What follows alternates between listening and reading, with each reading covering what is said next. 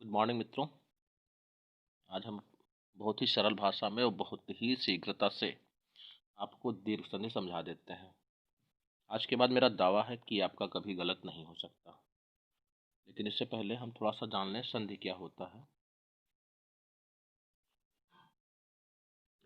तो संधि में देखिए वर्णों का मेल होता है और समास में शब्दों का। तो इतना आपके लिए बहुत ही जरूरी है जानना कि संधि में वर्णों का मेल और समास में शब्दों का मेल। हम बात करेंगे कि संधि कितने प्रकार की होती है। तो संधि आपकी 3 प्रकार की होती है: स्वर संधि, व्यंजन संधि और विसर्ग संधि।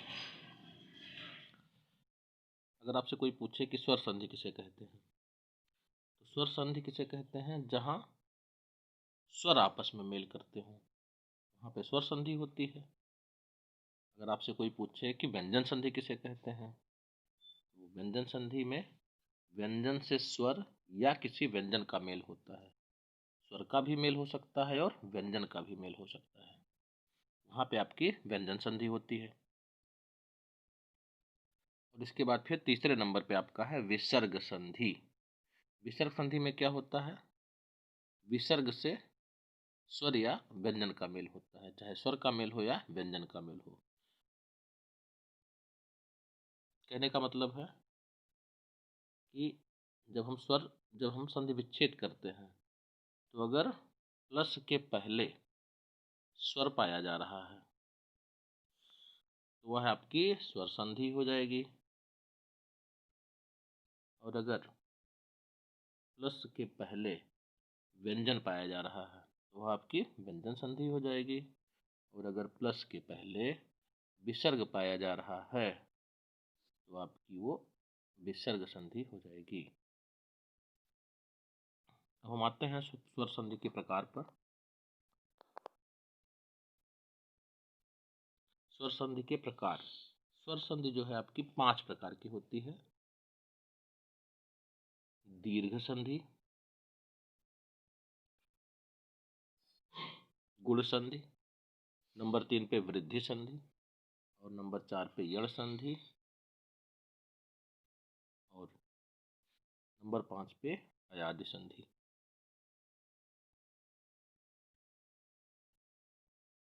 अब हम बात करेंगे कि दीर्घ संधि होती कौन सी है।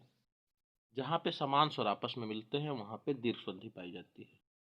याद रखिएगा आप लोग, यहीं पे हमें विशेष ध्यान रखना है, कभी भी हमारी दीर्घ संधि गलत नहीं हो सकती।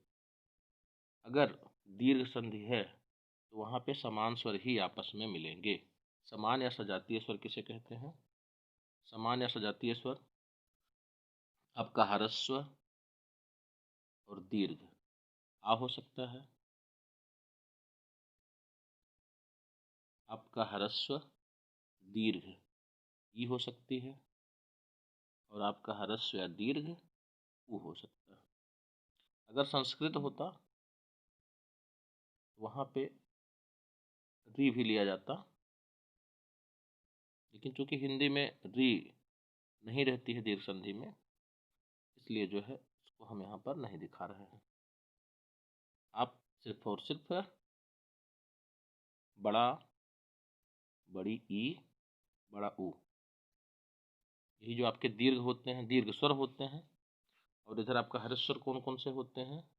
छोटा आ, छोटी ई और छोटा ऊ।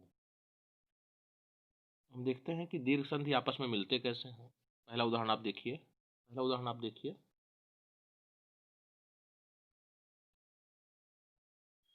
परम, धन, आत्मा। यहाँ पर देखिए परम में, परम शब्द में क्या छिपा हुआ है? अंत में आ छिपा हुआ है। परम शब्द में अंत में क्या छिपा हुआ? आ। कैसे? जैसे मान लीजिए कोई भी व्यंजन अगर पूर्ण रूप से लिखा हुआ है तो समझ जाइए कि वहां पर आ छिपा हुआ है। इसलिए हम देखते हैं कि परम में छोटा या और आत्मा का बड़ा या, अर्थात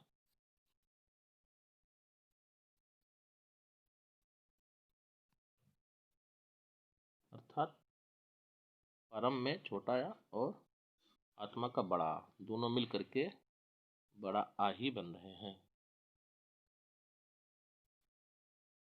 इस प्रकार ये शब्द आपका हो जाएगा परमात्मा। जब भी हम परमात्मा को पढ़ेंगे, परमात्मा, देखिए बीच में हमें क्या मिल रहा है, बड़ा आ मिल रहा है। और भी याद रखें, इसी प्रकार से ज्ञान प्लस अर्जन, यहाँ पर हम देख रहे हैं ना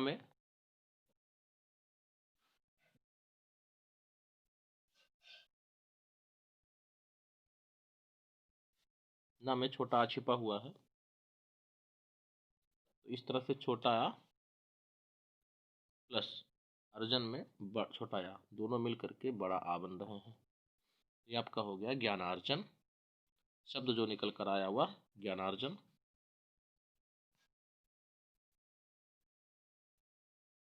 इसी प्रकार से कृपा धन आचार्य, कृपा में बड़ा आ और आचार्य का बड़ा आ दोनों मिलकर के बड़ा आ ही बन रहे हैं, और शब्द आपका जो बन रहा है वह कृपाचार्य।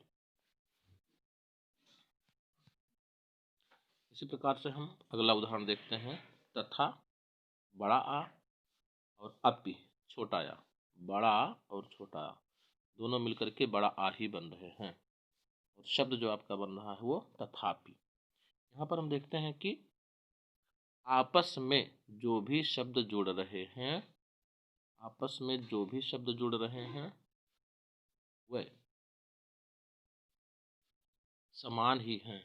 समान का मतलब ह्रस्व या दीर्घ आपस में हो सकता है, चाहे पहले ह्रस्व हो, चाहे बाद में ह्रस्व हो, चाहे बाद में ह्रस्व हो, चाहे पहले ह्रस्व हो। कहने का मतलब है आपस में जब आ जुड़ेगा तो आ के साथ ही जुड़ेगा। यही ट्रिक हमें याद रखना है मित्रों, कि जब आ जुड़ेगा तो आ के साथ ही जुड़ेगा, चाहे वो छोटा हो पहले या बड़ा हो, मतलब चाहे ह्रस्व हो या दीर्घ हो। इस तरह से अगर कभी भी कहीं कोई संधि मिलती है तो वह आपकी दीर्घ संधि हो जाती है।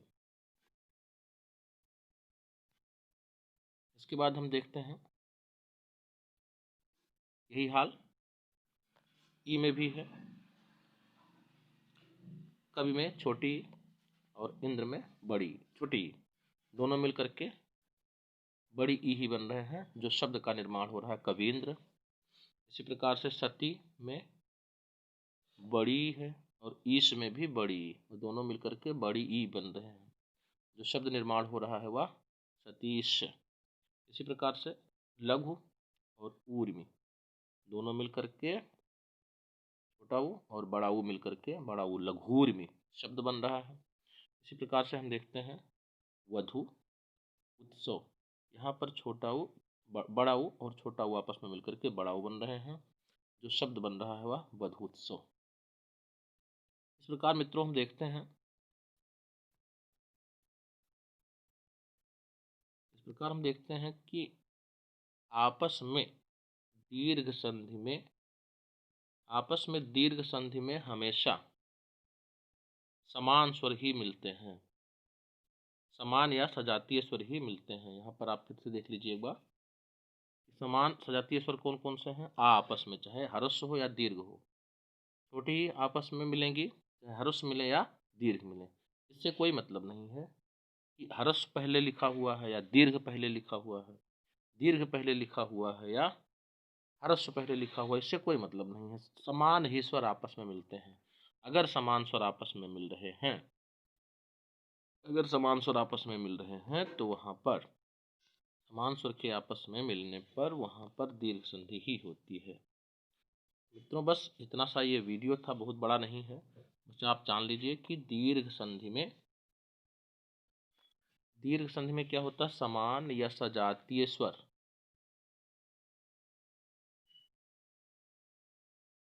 दीर्घ में समान या सजातीय स्वर आपस में मेल करते हैं। समान या अगर सजातीय स्वर आपस में मेल कर रहे हैं तो वहाँ पर दीर्घ संधि होता है। मित्रों, आशा है और पूरी उम्मीद है कि आज के बाद आपका दीर्घ संधि कभी भी गलत नहीं होगा, क्योंकि इसमें आपस में होता क्या है, इसमें आपस में हमेशा समान स्वर ही। आशा है और उम्मीद है कि आपसे कभी भी दीर्घ संधि परीक्षा में गलत नहीं हो सकती। धन्यवाद। वीडियो अगर अच्छा लगे तो कमेंट, शेयर और सब्सक्राइब जरूर करें।